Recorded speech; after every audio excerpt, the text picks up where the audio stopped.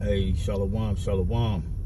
Yahweh Shem Yahweh Shai, Baraka Thumb. Or call the Lord, Yahweh Shem Yahweh Shai, Shem Rachakodash, Baraka Thumb. This don't even do it justice right now. I got this big cloud sitting right here. Look like a straight up chariot sitting over the freeway right here, man. You know, cloaked. Esau Edom is done. We on our way out. We on our way home, brothers. You know what I'm saying? Keep fighting. Keep the faith, brothers. You know what I'm saying? We on our way home. Man, I wish I could. This don't even do it justice, though.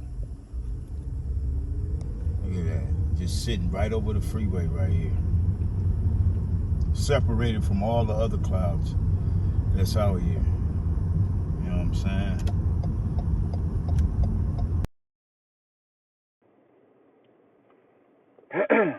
All right, shalom, shalom. Before I get started, as always, I want to give all praise unto our power, Yahweh, Bahasham, Yahweh Shai, Bahasham, Racha HaKodash. Double honor to the apostles and the elders of Great Millstone. Salutation and blessings to the hopeful elect that is scattered throughout the four winds of the earth that believe wholeheartedly in the true doctrine that is being pushed throughout the four winds of the earth, who are in hope of mercy and salvation in these last seconds of these last days of our captivity. All right. As you saw the video before, the beginning video of this video was some video I took. This was one morning, and I had it in my phone. I forgot to. I had saved it in my phone, and I was gonna do a video, but here I am now, getting back to it. As you can see here in the picture, this was like the only cloud in that vicinity. All right, huge. I'm talking huge. The picture in the video does it no justice. All right, but it was sitting right over the freeway.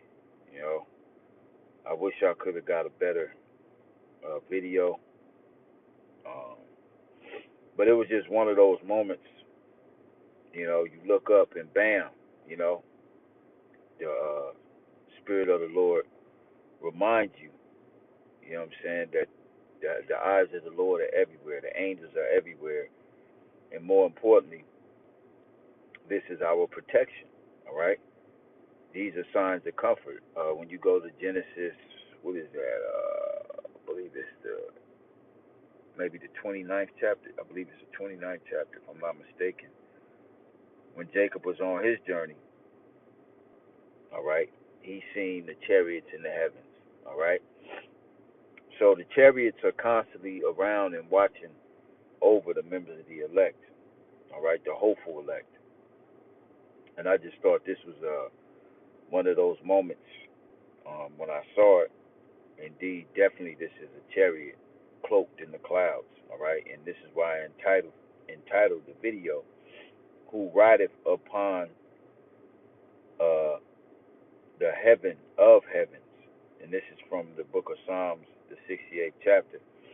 And we'll get those scriptures now. Let's get to it. All right. Let's go to Blue Letter. This is the book of Psalms, chapter 68, and we're going to start at verse 33. It says, "To him that rideth upon the heavens of heavens," all right, "which were of old, lo, he doth send out his voice, and that a mighty voice." Okay? "Ascribe ye strength unto the Most High.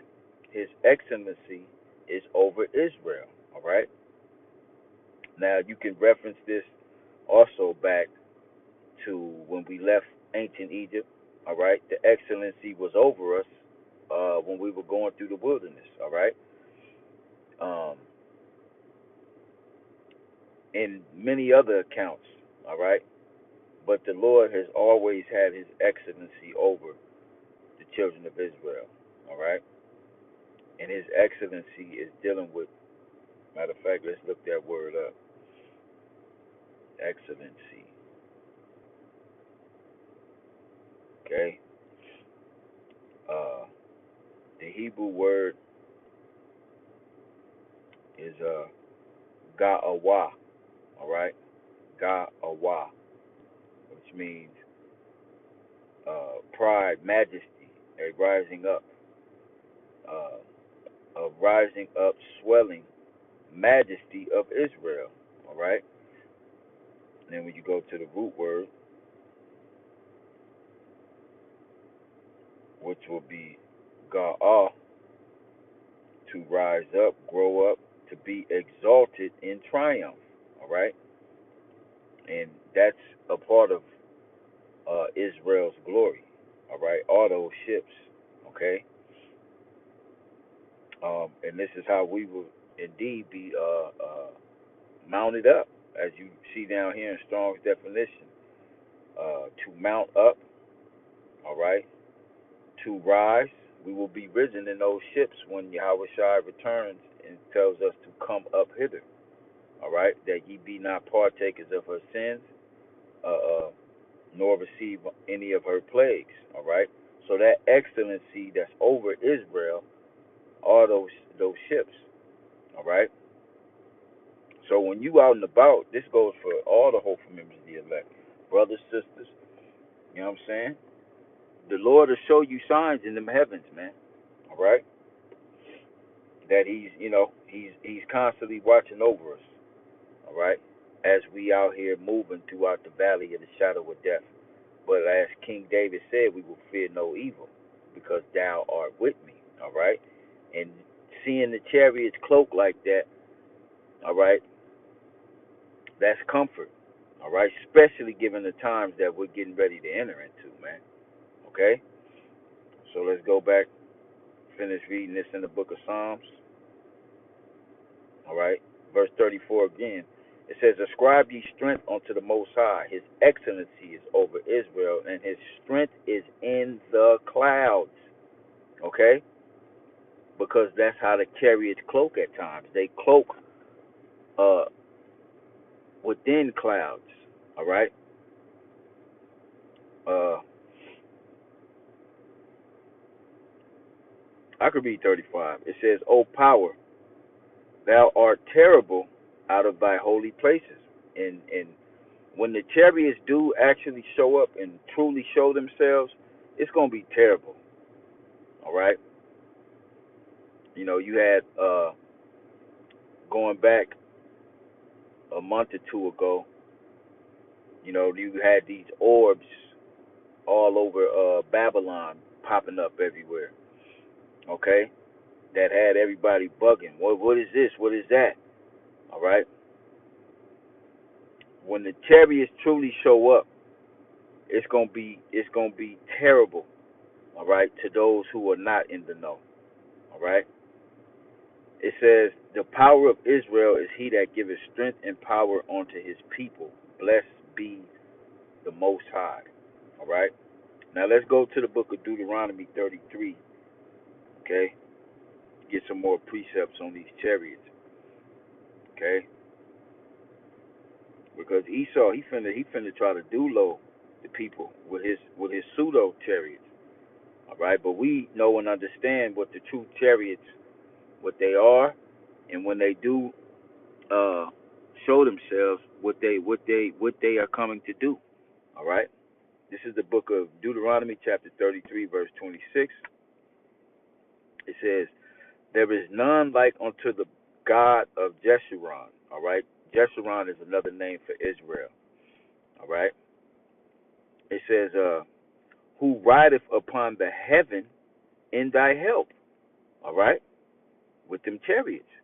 When King David cried unto the Lord, when you go to Samuel's 2 Samuel, the 22nd chapter, it tells you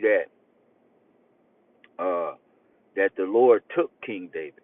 All right, he abducted King David. Elijah was took and was abducted.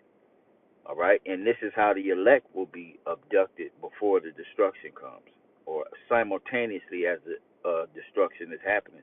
This is how we're gonna receive our help and be saved, all right, by the chariots.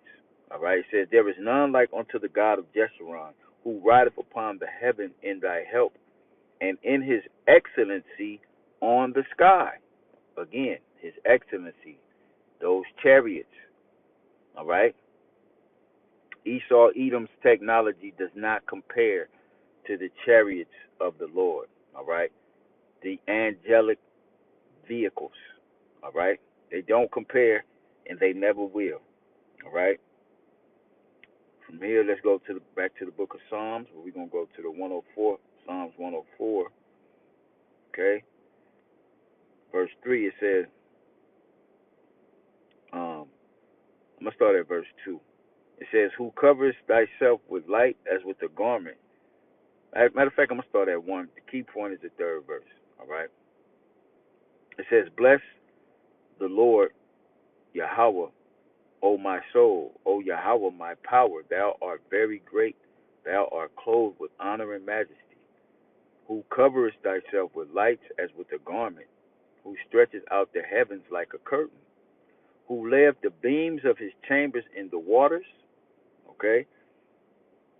Which means when you go into the Hebrew of that, that's the heavenly vehicles being actually created in the heavens.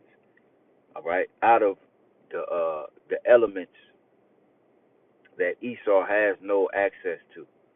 All right, who maketh the clouds his chariot. All right, and as you've seen in the video, you've seen in the picture, this big old cloud just sitting right over the freeway, man. All right, those majority of the time when they, isolated and they sitting like that, not moving, single, maybe two in the sky, three in the sky at a time. Those are cloaked chariots, man. All right, the scriptures describe it as such, but the Lord has to give you the eyesight to see. Okay, um, let's get Isaiah 19. All right, because this is how the Lord is coming into Babylon. Just the first verse, Isaiah 19:1. All right, the burden of Egypt, which Egypt is another name for Babylon the Great, or AKA America, the U.S. of A. All right, the burden of Egypt. Behold, the Lord rideth upon a swift cloud. See, that's how the Lord is gonna come. All right, and he's gonna enter into the house of the thief. All right, and the Lord's chariot will block out the sky. Okay, Ezra described it as being as a big mountain removed out of its place. But when he looked to see where the mountain was removed, he couldn't see it. Meaning it was so big it looked like a mountain, but it wasn't a mountain. And it blocked out the sky. Okay? I'm in California, so we have a lot of mountains and whatnot. And I always make the reference of the Foothill Freeway, which is a freeway that stretches uh, about 70 miles long. It's a road that runs along a mountain that's about 70 miles long, a mountain range. And this is why they call it the Foothill Freeway. All right? And that's just a 70 miles. All right? You can't see. Now just imagine that being in the sky, blocking out everything, where only you could see from one end of the sky to the next. It's covered, and the only thing you see is this mountain. Well, this is how big the chariot of the Lord is going to be. All right? It's going to block out the sky from one end of the heaven to the other. All right? And then you're going to have smaller ships uh, deployed, all right, not only to destroy, but to gather the elect from the four winds of the earth, pursuant to Matthew the 24th chapter. All right?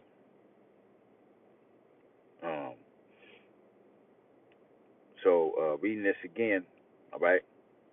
Isaiah 19:1, the burden of Egypt, behold, the Lord rideth upon a swift cloud, and shall come into Egypt, and the eye of Egypt shall be moved at his presence, and the heart of Egypt shall melt in the midst of it. All right?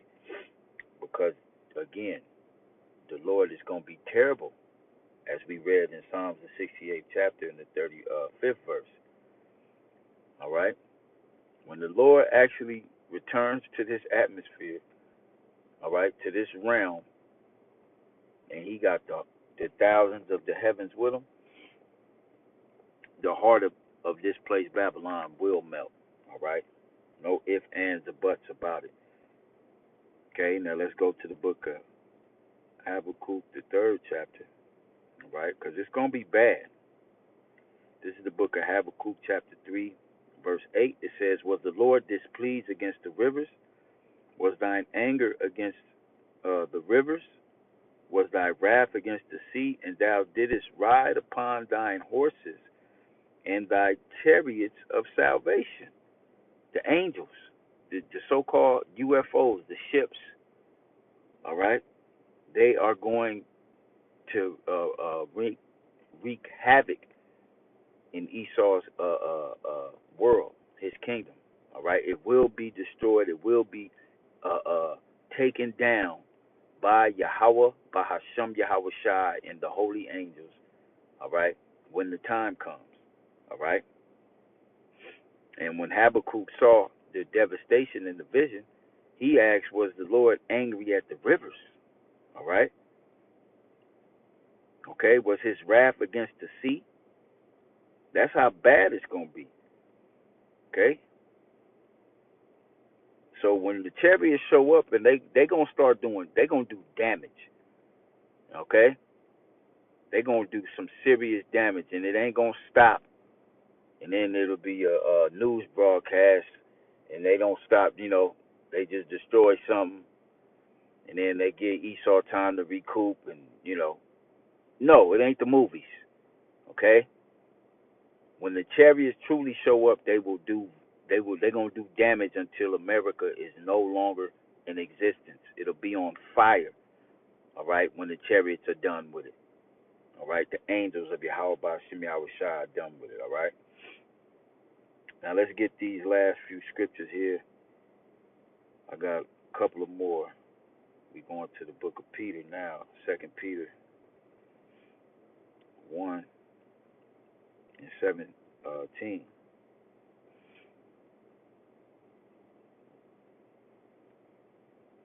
All right. Now this is dealing with the chariot, all right, the chariot that came over Yahweh Shai when he was, when he, the transfiguration and whatnot.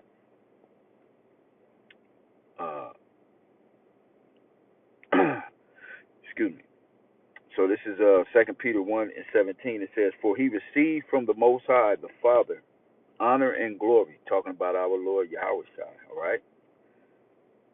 It says, when there came such a voice to him from the excellent glory. See, going back to Psalm 68, the excellent glory was what? Let's get an example. Let's go to the book of Luke 9, all right, and see what Peter is talking about here. Okay, Luke the 9th chapter, and okay, yeah, I'm gonna start at 33. The key point is the 34th verse. Okay, this is what Peter is talking about in 1 Peter 1 and 17. All right, the chariot that showed up. All right, and the actual voice came out of the chariot. This is the book of Luke 9 and 33. It says, and it came to pass as they departed from him, Peter said unto Yahweh Shai, Master, it is good for us to be here, and let us make 3 tabernacles, one for thee, and one for Moses, and one for Elias. Not knowing what he said, while he thus spake, there came a cloud, okay, or chariot, okay, and overshadowed them. And they feared as they entered into the cloud. And there came a voice out of the cloud, saying, This is my beloved Son. Hear him. All right. So, like I said, 34th verse. But the key point was that verse, the 35th verse.